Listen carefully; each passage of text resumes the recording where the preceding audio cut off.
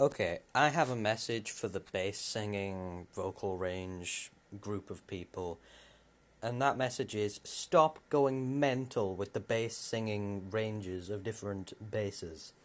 And the reason for this is that if we go by these rules, I have a range of about 13 octaves. Because I did a small recording in which I fried down to as low as I could with the noise of my fan. As you see, the intervals between these vibrations gets longer and longer. The longest it got was 5 seconds. So, 5 seconds, that's one cycle every 5 seconds, which would be roughly 0.2 hertz. And if you half the frequency of A0, which is 27.5 hertz, 7 times, you get 0.2 many decimals. So that would mean that it is an A negative 7. And given that I can splatter everywhere and whistle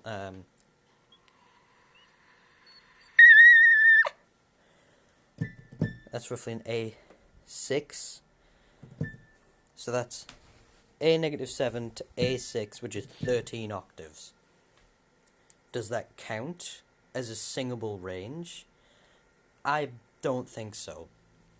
Because I can't sing all the notes between an A negative 7 and an A6. My falsetto cuts off at around a G.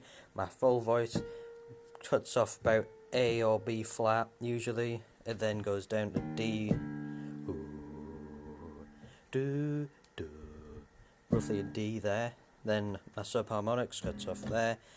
I can reliably sing an A0 with the inverted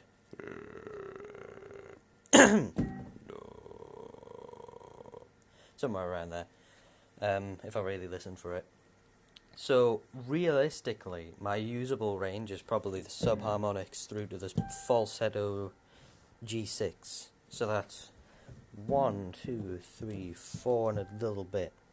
Classically, though, my range would be full voice to falsetto, so that's 1, 2, 3 and a bit, which is normal.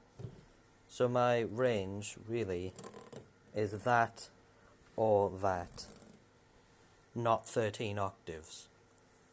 Also, so fry shouldn't really count, because if you train it, you can go to A negative 7, in my case at least. So, if you follow those rules, I can sing lower than every a cappella bass that I've ever found, other than Roger Meany's and Tim Storm's. Stop going mental with the ranges of bass singers.